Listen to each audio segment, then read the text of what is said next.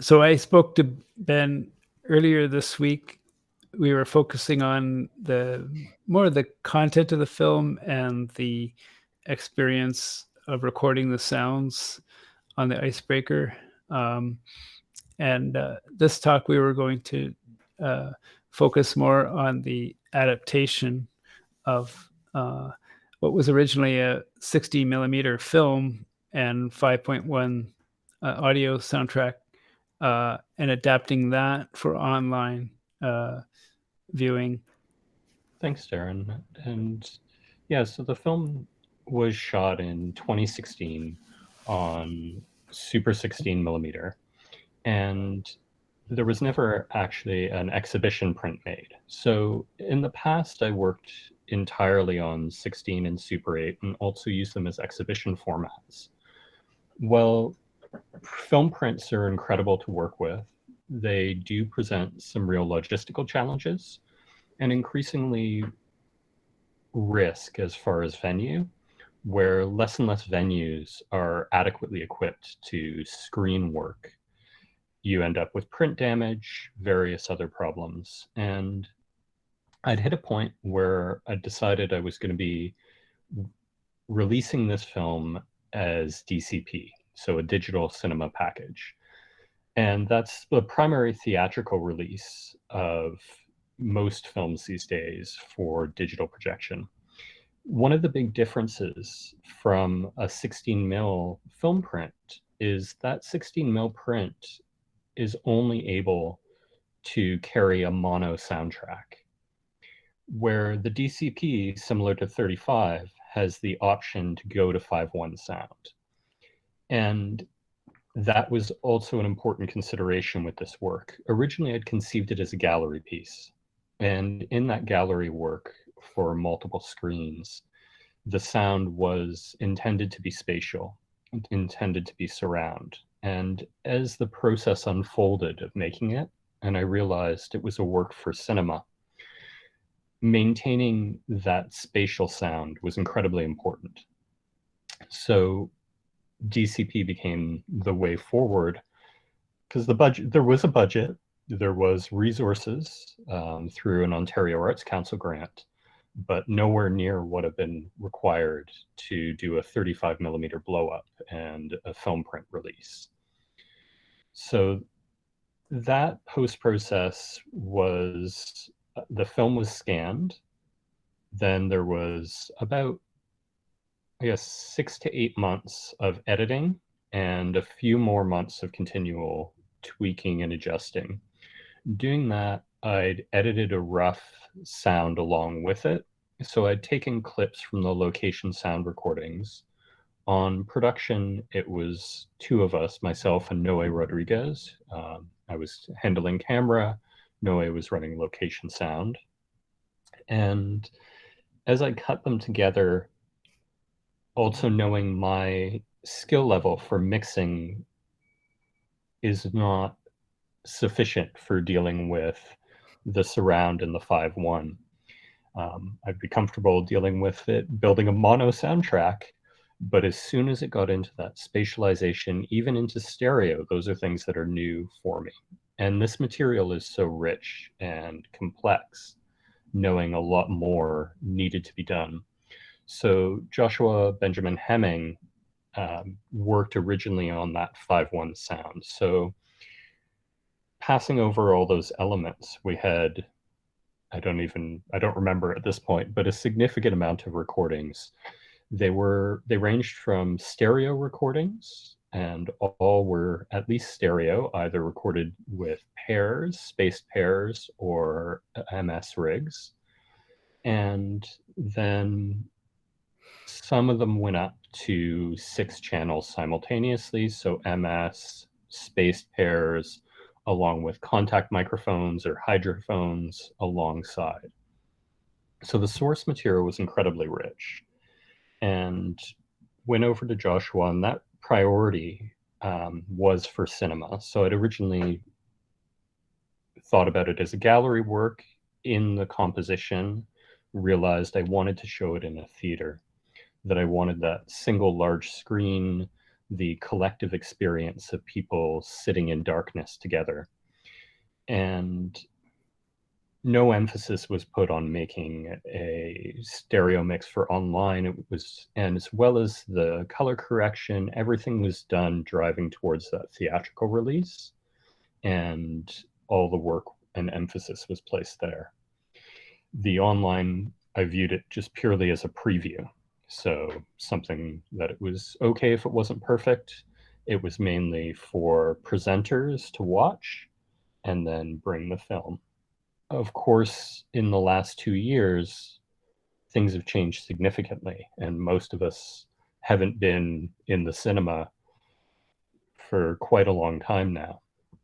So thinking through how to adapt it for this new online reality became important. And talking to Darren about the film, especially that experience in the cinema and how spatial it is, feeling the sound and walls of noise around you in the theater space, how the film could be remastered and worked with. So I knew I needed to remaster color, and knew that the sound needed remastering as well for that stereo. And Darren also had an interest in a conversation at one point about the possibility of showing it in an environment or as installation using an ambisonic mix.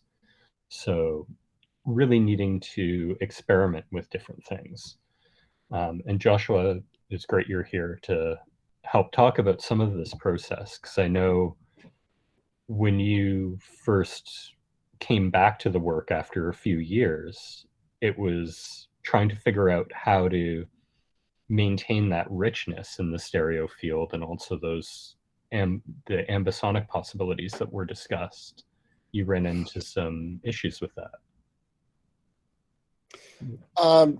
Yeah, that's correct.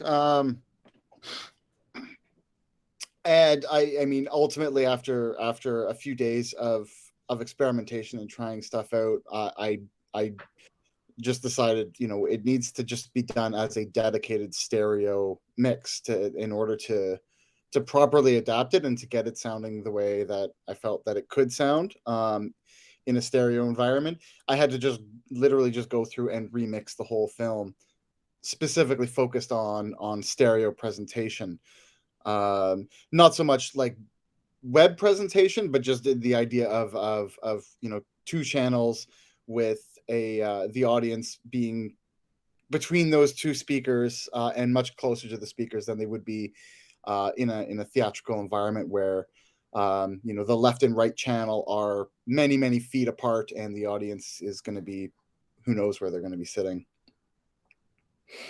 Yeah, and that's also really unpredictable when you're showing in cinemas as well. I've had some experiences screening the film in the cinema where it's been a theater with a really great sound system, recently upgraded, and it's enveloping, you're totally immersed in the sound, and others where it doesn't work as well. Their systems just weren't up to the material, I think. So trying to have these different versions that can work in different contexts is really important. But you were mentioning that there was a lot of issues of phasing, especially possibly in some of the ways the material was recorded as soon as it was translated down. Yeah, I mean, yes, I found that that particularly like with the direct fold down from 5.1 to stereo, yeah, that was initially what I heard, was like everything was dead. There was a lot of frequency changes that I was not expecting, and I definitely one of the main victims of that was the low end, which is, I think, very, very important for the sound of the film. There's almost throughout the entire film, or through a good portion of it, we hear the sound of the ice breaking. We hear this textured rumbling sound, and I felt like in the fold down we lost a lot of the energy there and a lot of the definition. and so it, like it, you know, it was because we were in a lot of cases combining 4 or 5 channels, just clumping them together down to 2. So you're getting, you know, your left rear and your left channel mixed with some of the center, and the same on the other side. And yeah, absolutely, there was you know, there's things that you sometimes do with a 5-1 mix, like, well, I'll add delay to certain channels, and as that all kind of came together, it just was not good. So you know, going through and then actually combing through those sounds and really putting a lot more thought into how this is going to work on 2 channels, was just essential, and made a huge difference. You know, and the mid-side recordings came in very handy for that. They made it very convenient because, for anyone who doesn't know, it's just a recording technique that uses the difference, but it's two mic rig, where it uses the difference between the inputs to encode a stereo image. And you know, when you're working with that in post processing, you can literally just sort of pull the sound in or out in the stereo field to sort of see where you want to go. And again, in a theatrical environment, you know, if you have someone on the left side of the theater, then stuff that's panned hard to the left is just, it's going to sound louder to them, and stuff that's on the right is quieter. So there was a lot of I was a little more cautious and conservative with what went like left and right, and more, you know, focused on having the ambiances be in the surround. And yeah, when that got pulled together, it just you know, just got crushed and destroyed. Yeah, as an example of that, I'm wondering if maybe in a minute, Craig, you wouldn't mind playing the trailer number 2. So in this, it's a 2-minute clip, and there's 2 shots. So the first one is the icebreaker has escorted a number of ships. So the icebreaker runs up and down the fjord. It's all over the place, but in this case, up and down the Saguenay Fjord, opening up the ice to allow bulk carriers to reach the port in La Baie to load ore and goods from the mines. So as the ships are coming in, the icebreaker's taking some time in the port and spinning. So basically doing donuts in front of this, where the various trains bring the ore into port, to open up that area for ships to come in and out. And the sound is incredible. It's recorded up on the bridge, so filming the captain as he controls the steering, and the ship is spinning around.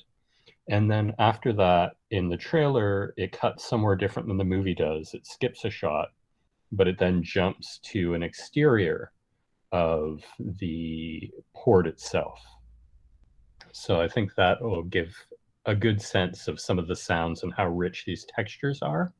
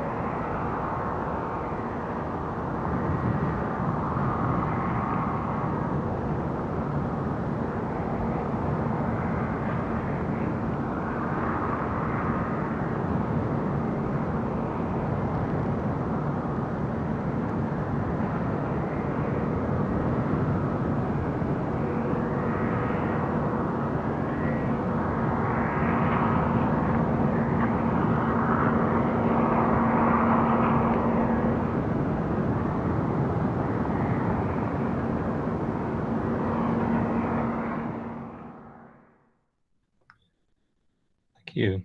Yeah, I realized in the trailers we don't have any of the really intense, deep crushing sounds, but in that one, you're picking up these.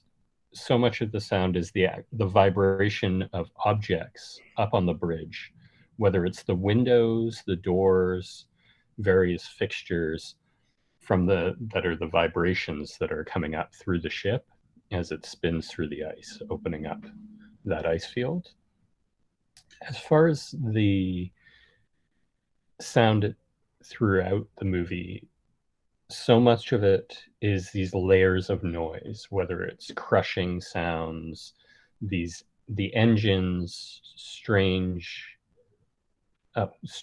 little electronics, these old electronics of the ship, and a lot of them have really odd textures that, especially in the duration, where some of the shots might be 30 seconds, 5 minutes, 8 minutes, it then, sitting with them, you go deeper and deeper into those layers of the material and that richness of it. And I think in the post process at times, I know it was probably fairly frustrating, Joshua, dealing with sometimes where you'd be working on something and I'd come in and be like, no, we've got to stay really close to this elemental thing, or like the sound of the time. So you built and you added a lot of layering of those different sounds and those different things, which really enhanced it, but always staying true to kind of what we were encountering. And that was, I think, a really good process to go through.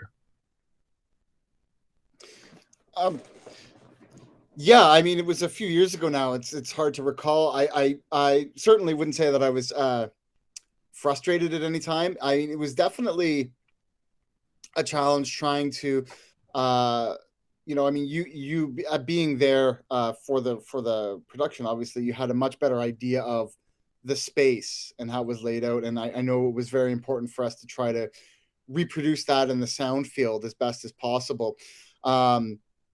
And so sometimes I'm just, using my imagination or guessing, and would get a little stuff wrong. And of course, sometimes just as a sound designer, I get carried away and would drift a little bit from the reality of the situation. I'm pretty happy with how it turns out, though. I think it. Yeah, ultimately was fairly happy. I feel like we captured the space reasonably well. Certainly in the 5.1. The stereo is as well, but we lose a lot of that. I know there's one scene where we had, the camera inverts 180 degrees, and we hear, at first we see the tools all vibrating in the front, and then it kind of flips and we hear them in the back. And that was kind of a nice mixing element that did get lost, but yeah, overall I think it's pretty good. Well, in the stereo, I was so happy with having gotten used to the preview sound. Once you'd remixed it, it's this incredible change. Like, I hadn't heard so many of these details in it since seeing it in the cinema. Yeah, a lot. Like a lot of those got crushed out in the fold down, so it was really nice bringing those back out.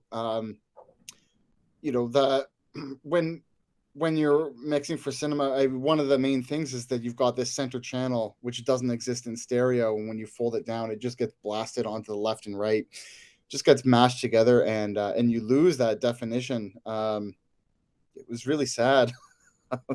So it was good to get that recovered. I'm glad that we did a dedicated stereo mix of it, because I think it really was really needed. Definitely. And the presence of the low end throughout a lot of it is so important, and being able to bring that back in. And of course, you can't always replicate those perfect viewing conditions of the perfect cinema with the great projection, great sound. So having options, and especially now when those spaces aren't ones we're able to go to.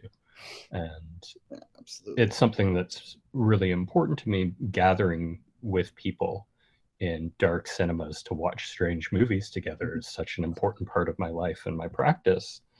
But how do we translate that work and make it accessible in this current situation, but also thinking about accessible geographically to people who aren't necessarily in the time and place, can't necessarily access that cinema, whether it's a question of physical accessibility, work commitments, other things, trying to broaden out the people who are able to engage with the work.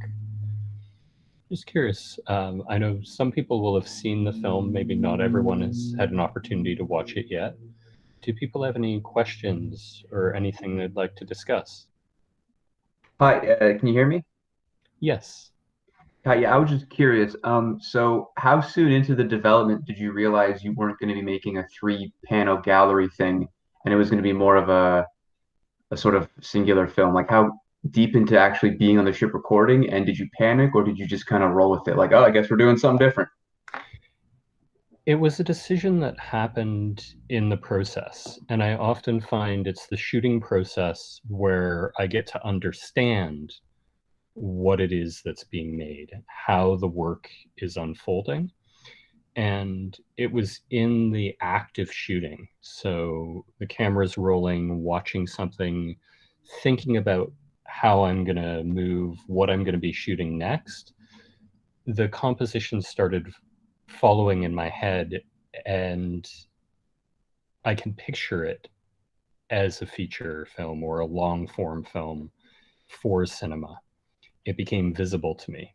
And the gallery work was still there. I could see how that would work, but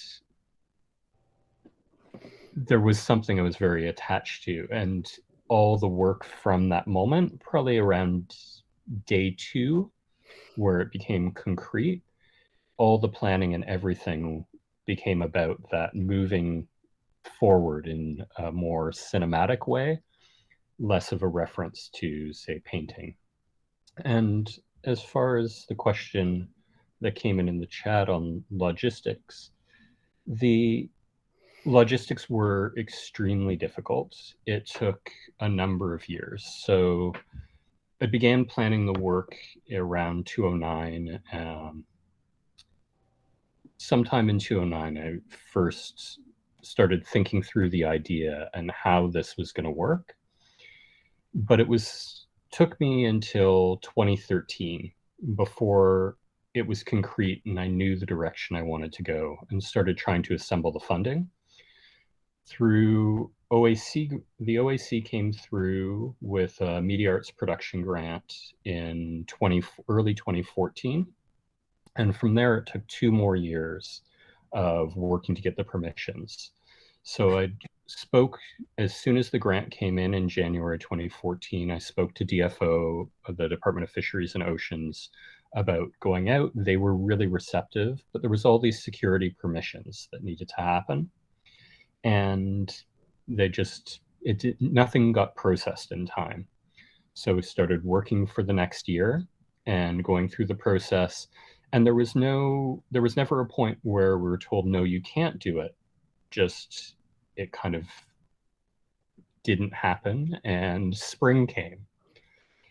At the time, Stephen Harper was prime minister. It was a conservative government that had a broad policy preventing journalists from speaking to scientists or other people in the government, working around climate change, any other issues. So my thought is that no one said no, but everyone was putting the brakes on. I was going through the screening process, and we had to go through a whole series of security checks again in the fall of 2015. And there was an election that fall in October, and we submitted another round of security checks. And instead of getting no reply, or it's in processing limbo forever, 1 week after the election, suddenly the emails started coming in with agreements, everything's good to go, everything's approved, and it was ready to go. So I don't know if it's any causal relationship there, but that suddenly opened up. We then were planning for what the different possibilities are. And not knowing from year to year what the ice season will be like, aiming for February was the best bet.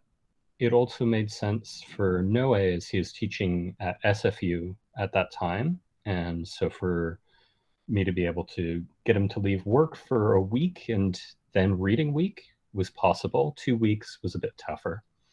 So we aimed for reading week with a bit of time on either side. And we didn't know where we would go. It was really up to Department of Fisheries and Oceans, where they said, here's where you can go, you can get on the ship. I'd initially conceived the piece in Chicoutimi, with actually at that port that you were looking at earlier in the film, out on the ice in the winter of 2009.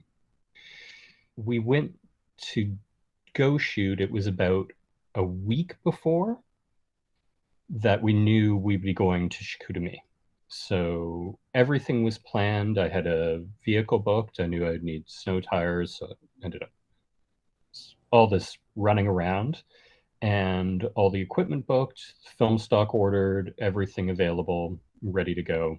And we, it was talking to DFO workers who were saying, well, maybe, they might be working up in the Labrador at that point because there's not much ice in the St. Lawrence. The Great Lakes hadn't frozen over to a point where ships would need escorts through the Great Lakes that winter. And in the end, we ended up in Chicoutimi, which was great because it was where I originally thought of the work. The space made sense, and it was what I'd been hoping for.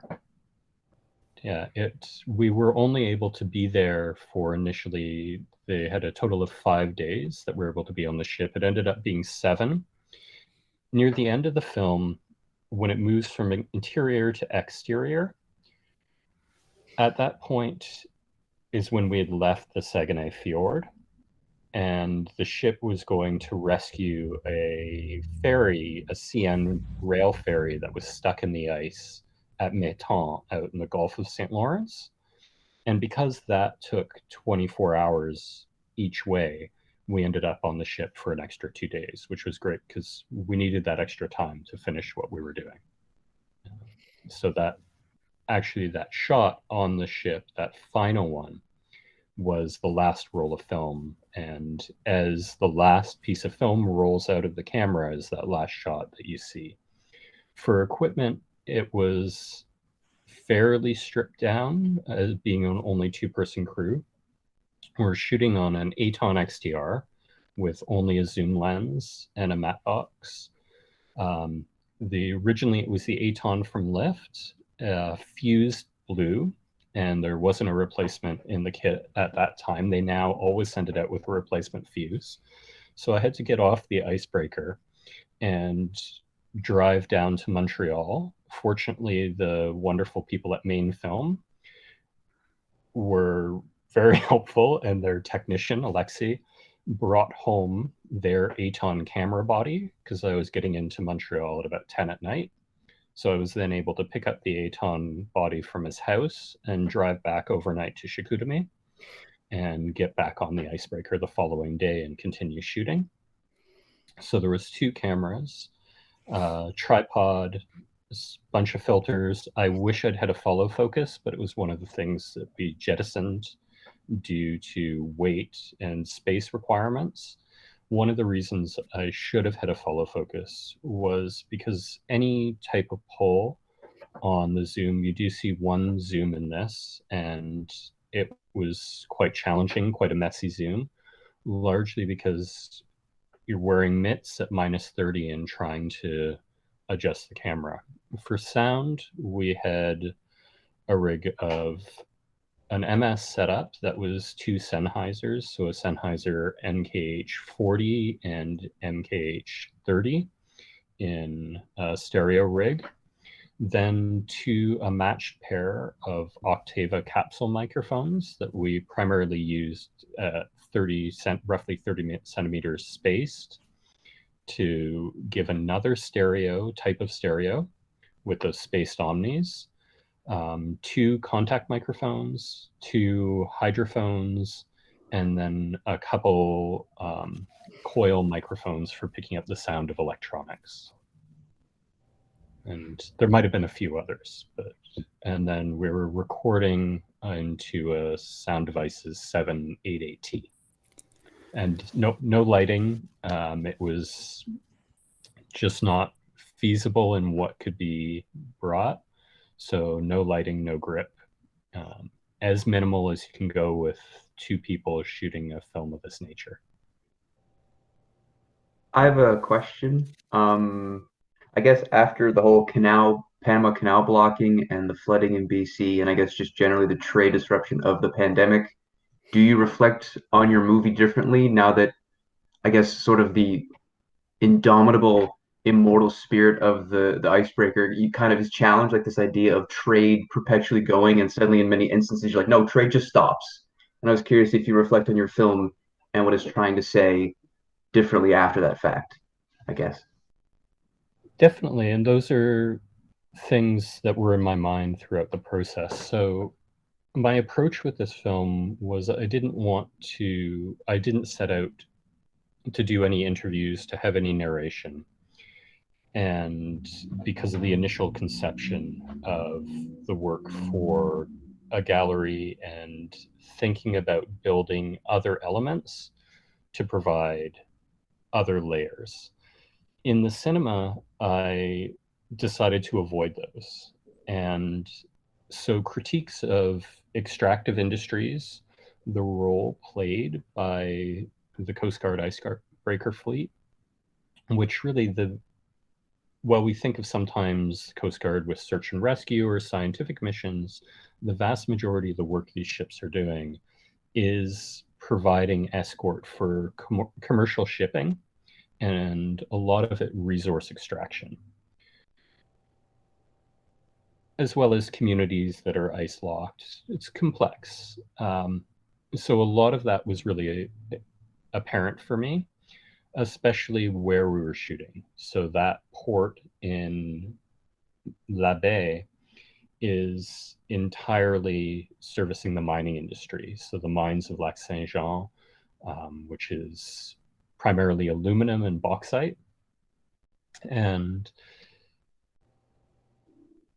additionally, the awareness and talking a lot with crew, going over maps, and just even in that process of leading up to production, the challenge of the thin ice that year, that uncertainty of where we would shoot, because instead of everything being frozen, not knowing where there was going to be enough ice that we would be out shooting. So the climate change being really apparent at that time, and now that awareness of really spreading of it. And it's something that I have complex feelings about with this film. I am not a fan of nationalism, the Canadian state, Canadian patriotism to begin with. To then make a movie that's constantly filled with Canadian flags and maple leafs everywhere feels tremendously strange, and is something I really grappled with at the time. But not wanting to let myself go into that process. One thing about the cinema, and especially in experimental and artist film, is you're often in a community where you're traveling and showing work and speaking with your audience. And there is that direct connection where you can give context, you can speak to these complexities, ambiguities, and discomforts with the work. One thing that I'm not sure about as it takes on another life online is losing that contextualization, losing that space that it's given. And I'm still not sure how I feel about it. I'm quite interested in seeing how people react to it who have very different politics and belief systems than I do. because it is a work that I think could be read a lot of ways, including very problematic and perhaps celebrating strange nationalist narratives, even going to the naming of the ship. So that ship, the name Pierre Radisson, was a founder of the Hudson's Bay Company. And so there is this echo in its labor going back and forth on the fjord, escorting ships, drawing mining resources out of northern Quebec, where what he has ships and schools and things named after him for is a very similar labor of crossing the waterways to extract furs and trade goods and drive the colonial project in early Canadian history. So there's these very troubling echoes that, depending on how people approach it, what knowledge they bring to it, and what analysis, it can be read quite differently. And how long has the ship been in service for? It was 1978, I believe. So it's been 44 years of continuous service, or has it stopped at any point? They definitely pull them out for and dry dock them and fix them up at various points. I don't know specifically with that one, but typically with that fleet, they work in the south in the winter and the far north in summertime. And they have two different structures of rotation. When in the south, crews are on for a couple weeks at a time. I don't remember now. I think it's three or 4 weeks. I think 3 weeks in the south. But when they're in the north, it's I think 5 weeks or 6 weeks on and 6 weeks off, just because of the logistics of travel. So they have two different ways of operating, and so there's two crews who each staff the ship half the time. I just wanted to welcome some of the people that came in after we began. I apologize for the issue with the link. It's a classic copy-paste situation where it didn't paste the proper link, even though it gave the appearance that it did. But if earlier we had Joshua and Ben talking about the adaptation of the sound part of the piece from 5.1 to stereo, and Ben touched a little bit on adapting the 16 millimeter print to the online presentation, and then we also talked about the kind of the bringing across the textures of the film and adapting the cinema experience and that almost more visceral theatrical experience to a computer screen. That's just a short recap for those that were not here earlier. And we will also be archiving this presentation and sharing that online afterwards. But feel free to ask questions. We're taking lots of questions, and we'll take the direction of the talk to where people are interested in learning more about. I'll just respond to some of Sandy's questions. Thanks, Darren. So the long shots, there were some others, and some of these are cut down. The longest take that's left in is the bridge where it's dawn and the light's coming up as it goes. That was close. I think it's close to 9 minutes in this version. So it was a full 11-minute magazine. The other long take that was a full magazine was in the dining room, and that's been cut significantly. Some of the others, like the last shot in the film, that's when the camera ran out. So I was really enjoying what I was seeing, so I was just letting it go. And the long takes are really important for me with this film, in that I want people to sit with the image, to sit with sounds, and go into that detail, go into that texture. So the camera mentioned earlier was an Aton XTR, and I was using 400-foot magazines. So those are 11 minutes. There are also 800-foot magazines that I thought about trying to get my hands on for this, which are then 22 minutes of continuous footage. But I'm glad I didn't. That would have been, I think, I like the pacing and that structure of the 11. And with carrying stuff around in the cold and icy ship deck, 800-foot mag might have been a bit of an issue. For the film stock, I only used 2 stocks. So all interiors, as well as the final exterior shots, were on Kodak 500T.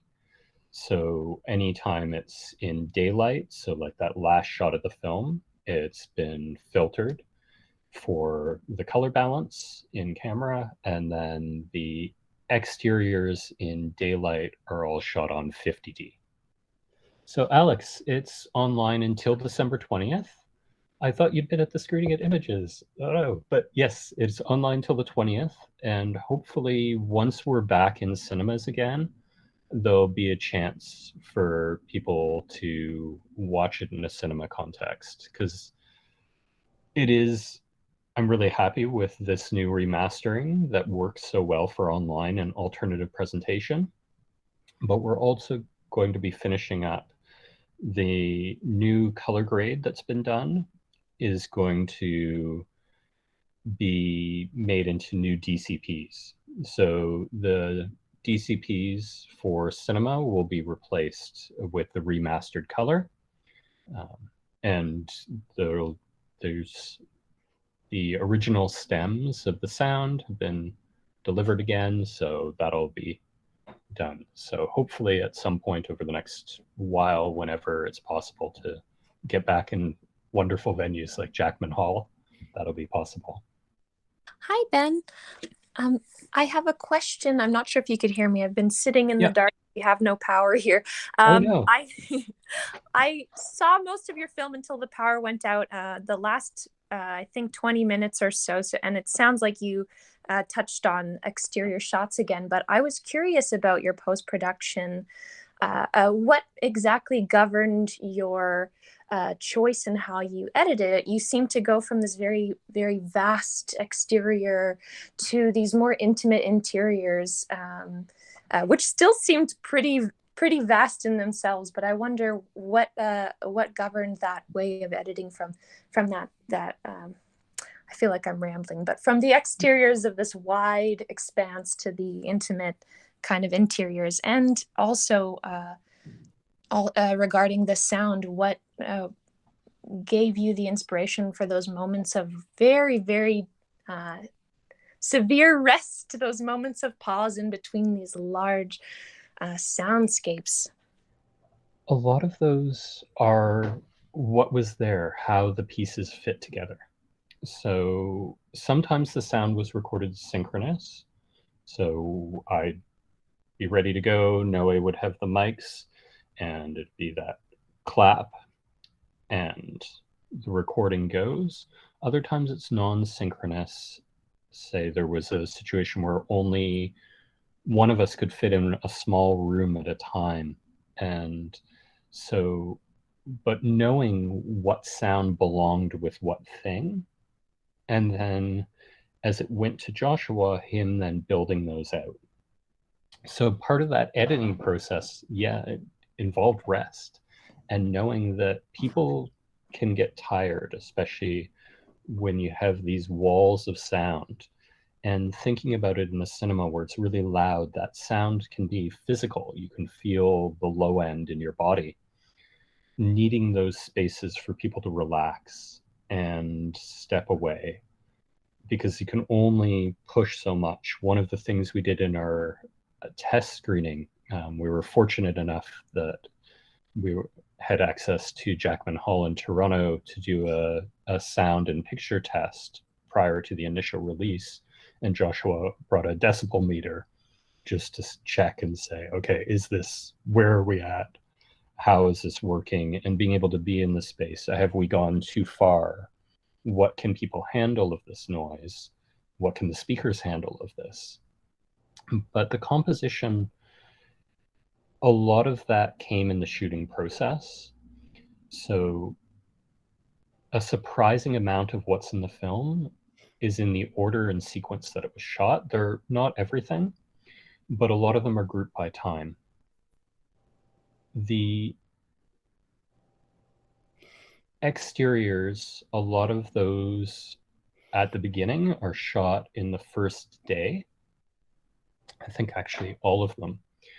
And the final shot in that sequence was actually, there's one where I'm on top of the bridge looking down, leaning over the front of the ship from a few stories up, filming the front going through the ice. And that was a final shot in that day. Then there was another day of that port at night, and it felt like this really wonderful segue into the space of the interior of the ship. One of the reasons why we wanted to shoot, there's Michelle, the crew member, who is sleeping, is because of the sounds. And the crew, there's a strong hierarchy. It's very similar to a military hierarchy on the ship. And the crew is housed in relation to rank. And so the lower your rank, the closer you are to the water, which is also the ice, and the engines. And the higher in rank, the higher up the ship and the quieter it is.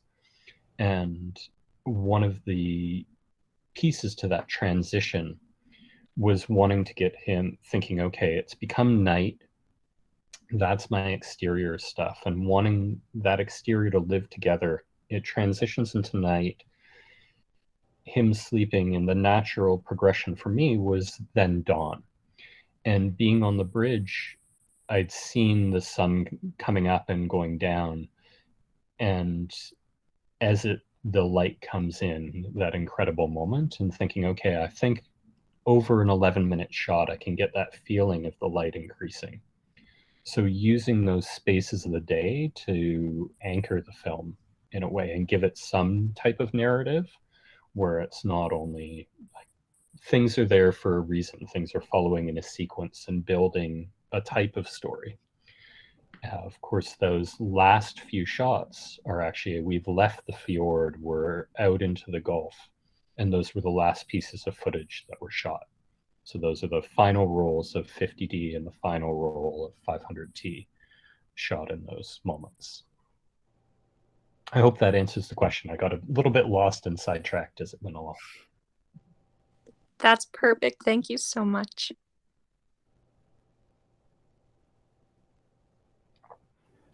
Do we want to play another clip, another trailer? Sure, that'd be great. Craig, do you want to play the other? This is, for people who haven't seen it yet, more of the interiors. It's a roughly 2-minute sequence as it appears in the film. This is primarily shot in the engine room of the ship, so it is quite loud. In that area, you wouldn't just wear headphone ear protection, you'd have earplugs inside and then headphones over it. And it was a major topic of discussion and concern amongst the crew members who worked in that part of the ship, as well as who lived on the lower decks, the sound levels and what it was potentially doing to their hearing over the long term.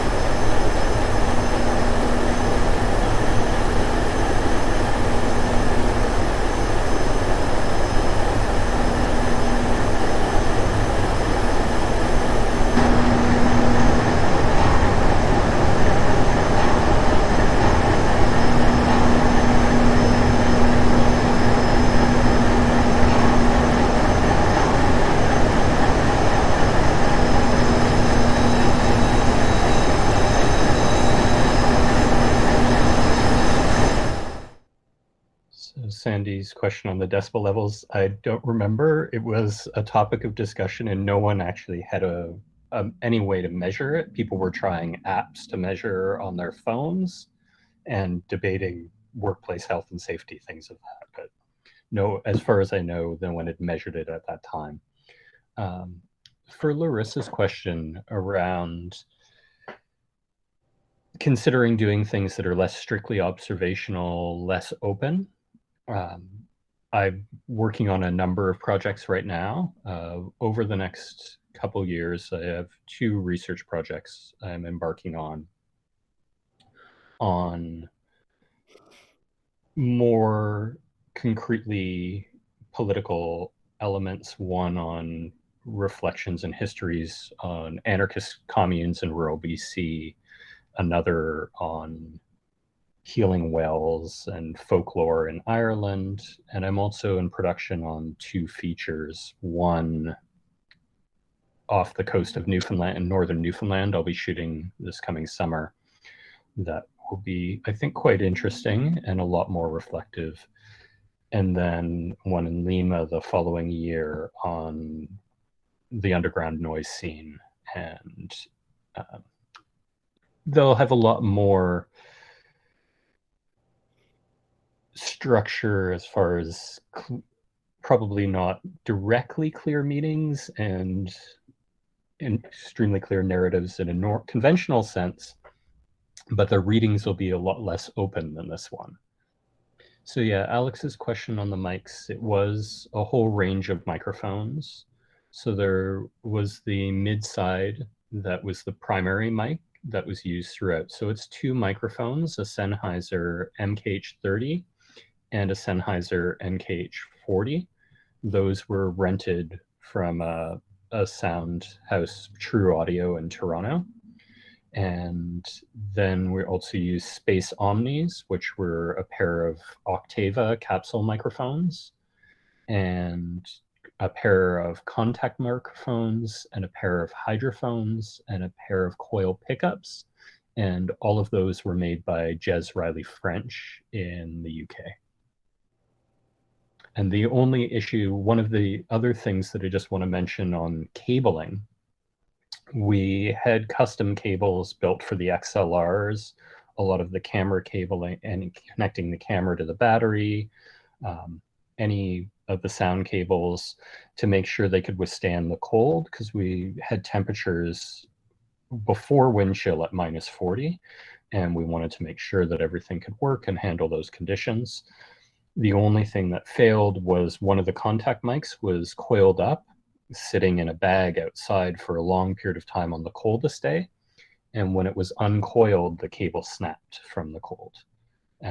So that's the only equipment failure other than the fuse blowing we had. And that was at really challenging conditions. And easy enough to solder and splice back together. You were talking about the sound level in the engine room. Did you approach the composition of the soundtrack with you and Joshua in the post-production for online, of trying to convey what were louder places and what were quieter places and things like that? Did that have a role in the architecture, or was there a sense that the watching things on a computer and things like that, that your room for dynamic variation is more limited, and that limited perhaps that aspect of exploration? Definitely. It follows fairly closely to the cinema. But Joshua, what are your thoughts on it as far as that dynamic range that you're able to maintain when you're mixing, going to stereo and working for that context? How does it change for you?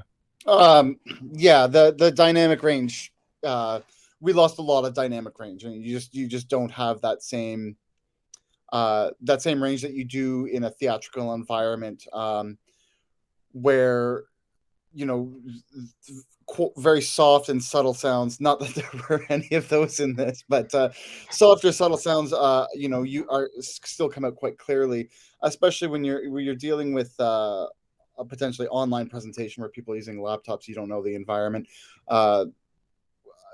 there's definitely a lot less, and so I brought some of the lower stuff up, really. Not too much though, because it's important that we have those big moments and that they still feel big. And if you reduce the dynamic range too much, you're just not going to get that same impact. The looking down over the front of the at the bow of the boat, that scene was particularly, like, I think that's the loudest part of the movie, one of my favorite parts, and it was definitely important to me to try to maintain that awesome sense of power. I think it's a a unique moment in the film where you really just get a sense of how intense this situation is and how intense this breaking is, and I wanted to maintain that. Yeah, so that was definitely a big part of the adaptation down to stereo. Yeah. And around Clarissa's comment, yes, definitely in a more commercial film context, people would be thinking about these things like all these release paths right at the beginning. And also there would be some other remixes as things happen. But in this situation, it played out differently. I guess 4 years ago, I hadn't thought about it being presented in this context or what it would be like in this way. And there was also we had some real challenges at the end of the post process. So there was a number of things that didn't get dealt with in the full, as much as we would have liked to, running into just deadlines and budget constraints. So being able to go back to the work and think of what are all the other things that can be done and improve on those pieces, especially in the color. There was a lot that I was really unhappy with, and being able to fix that. And now also have this new sound that can expand where it can be shown and how it can be shown. And as far as Sandy, yeah, it was a physically and mentally demanding process. A lot of travel, a lot of shooting, running around, hauling gear, being out in the cold. But when you're on production, you know it's that brief period of time. You only have this time to get it done, and you might be cold now, but you're gonna live, and a week from now, you can look back on it and be like, oh, I've never been so cold and in so much pain from cold in my life, but it's fine. You just have to push through it in that moment. Yeah, and learning so much in that production process, just something as simple as that follow focus, deciding beforehand, oh, I don't need the follow focus, I'll be fine without it, and then trying to pull a long zoom in mints at 30 below. You realize what you should have brought with you to make that better, to make it more feasible. So if I end up in that situation again, I'll definitely have a follow focus.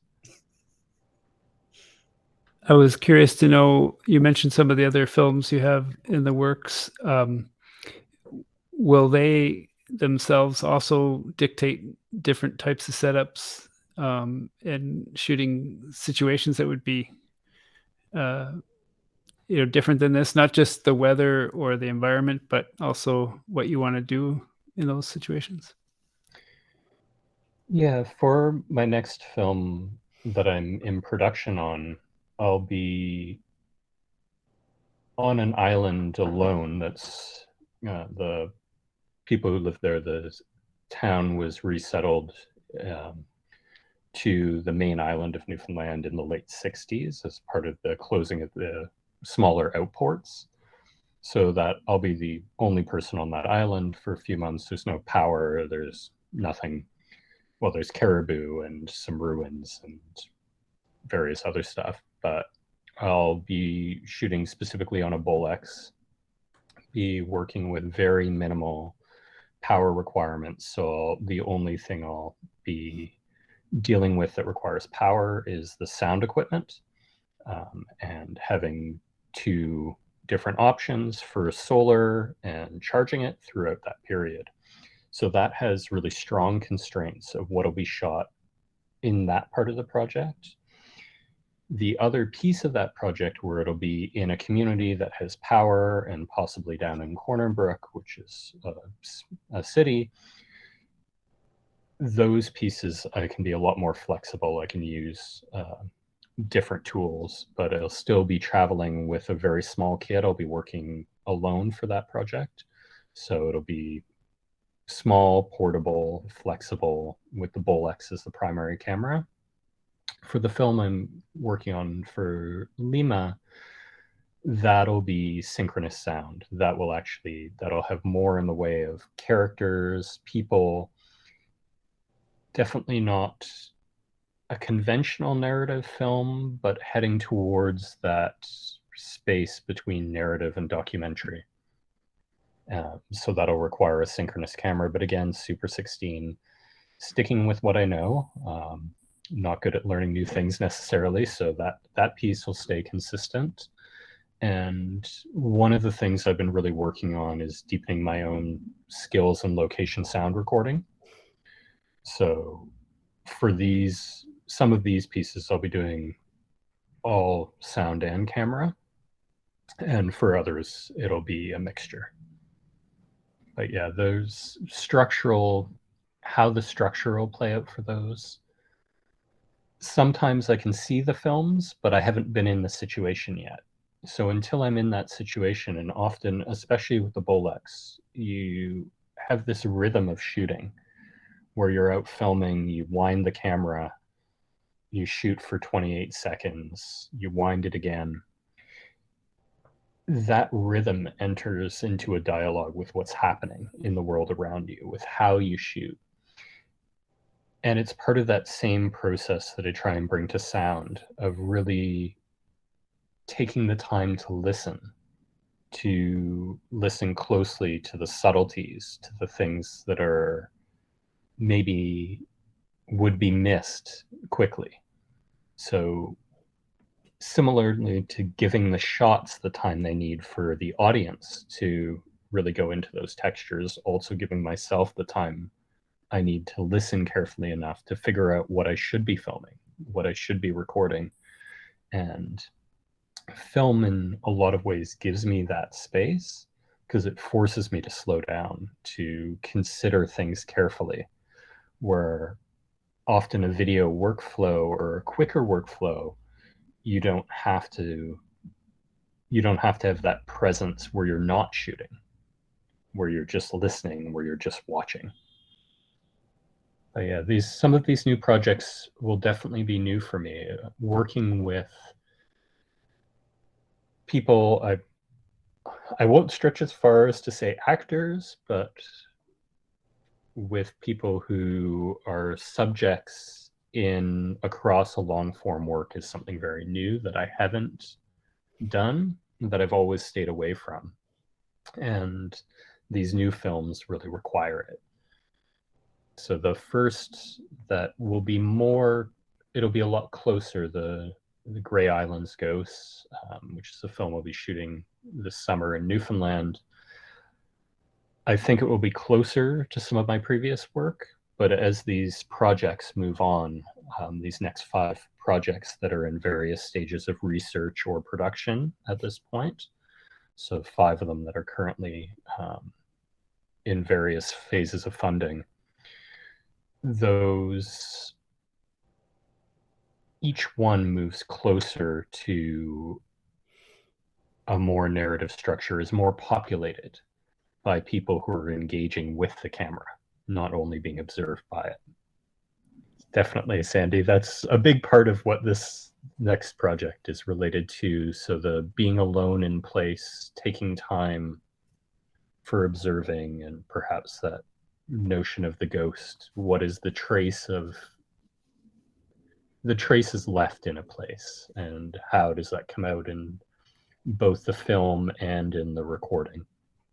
And in theory, a good COVID project, but I've actually been ready to go on that one for 2 years.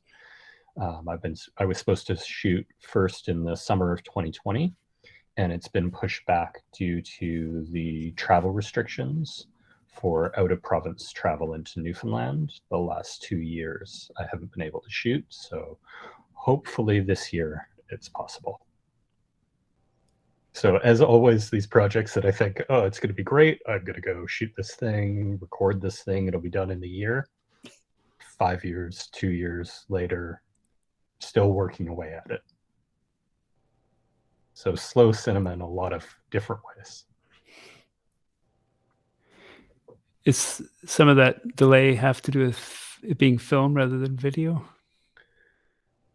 I have to secure funding. I have different requirements, but I think anything I'd be making, regardless of my shooting medium, I would still need that at this point. So you're working through an idea, putting together funding proposals, whether it's for Canada Council or the Ontario Arts Council or another funding body.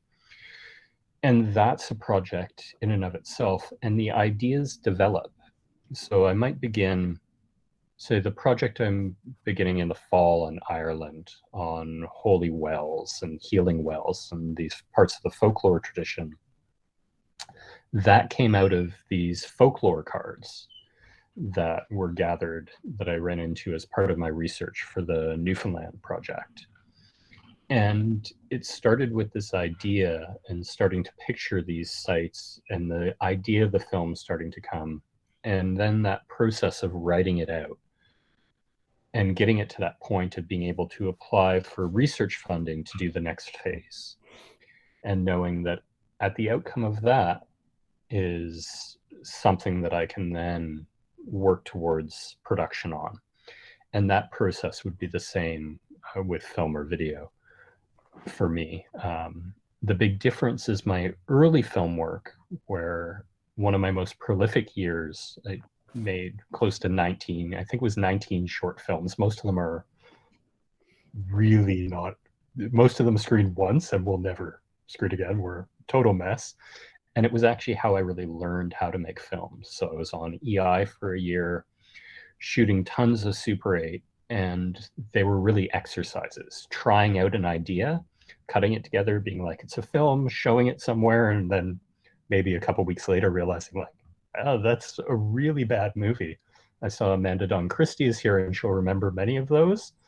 Some of them didn't work out so well.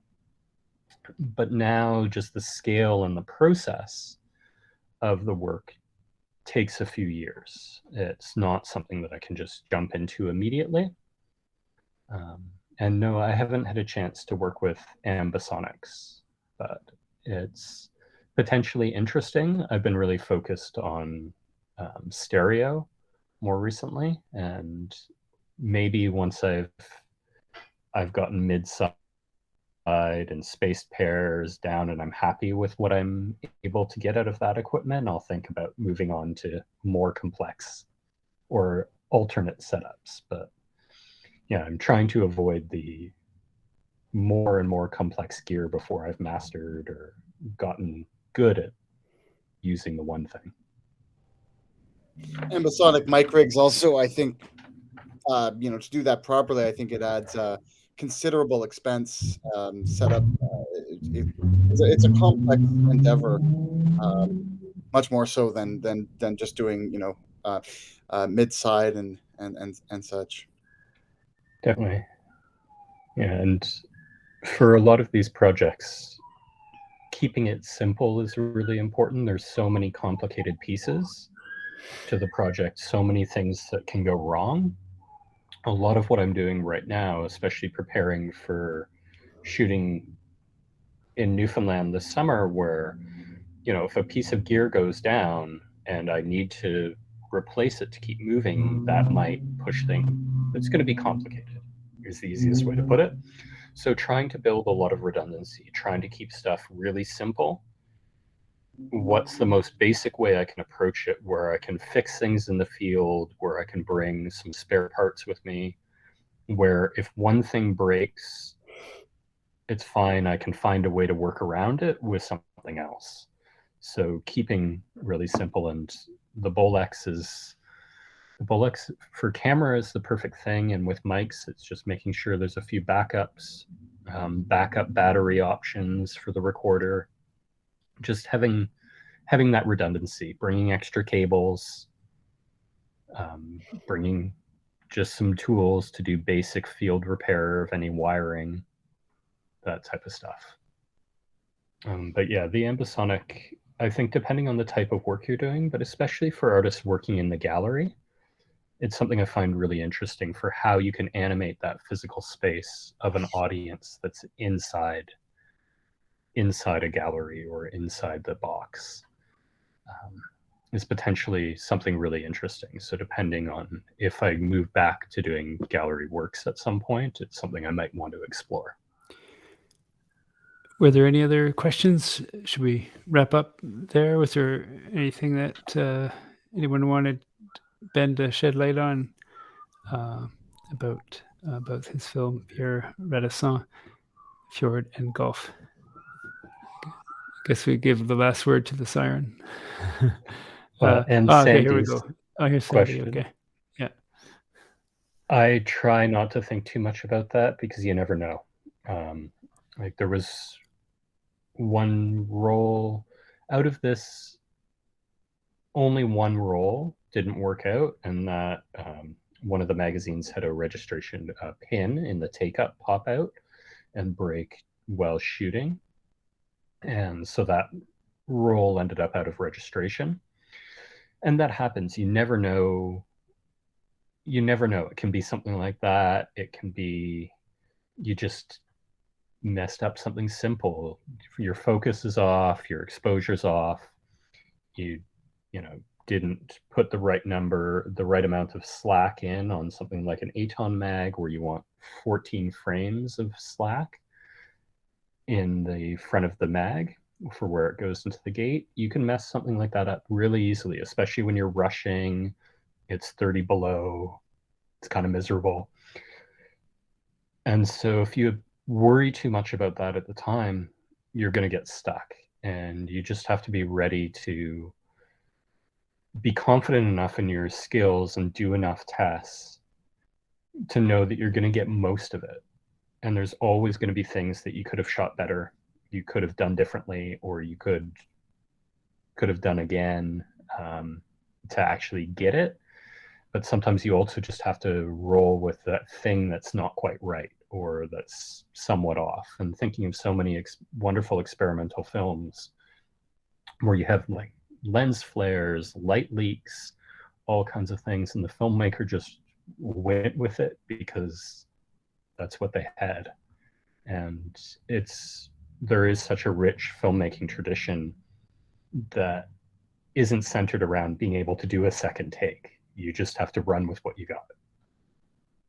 I hope that answers it. And thank you everyone for coming and spending time this evening talking about this movie.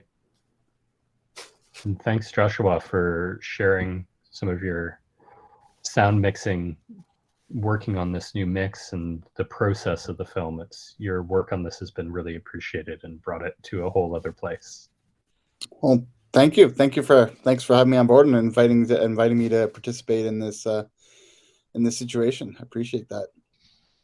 Yes, thank you both, and thanks everyone for your patience. And apologies again. The film continues till December 20th on the NAISA website. That's the last event of the SOUNDplay Festival. It's been the 20th edition of the festival, and it includes kind of, for us being a sound art organization, the role of sound with other media and other sensory perceptions. And so I very appreciate the sensitivity to sound that you guys brought from your experience in the film industry. I learned a lot today from that, to see how other people approach sound and listening. Yeah, so thanks again. And NAISA will be back in the new year with the Deep Wireless Festival of Radio and Transmission Art, which will have a different focus. I'll have to check that out. That sounds really cool. Thank you. All right.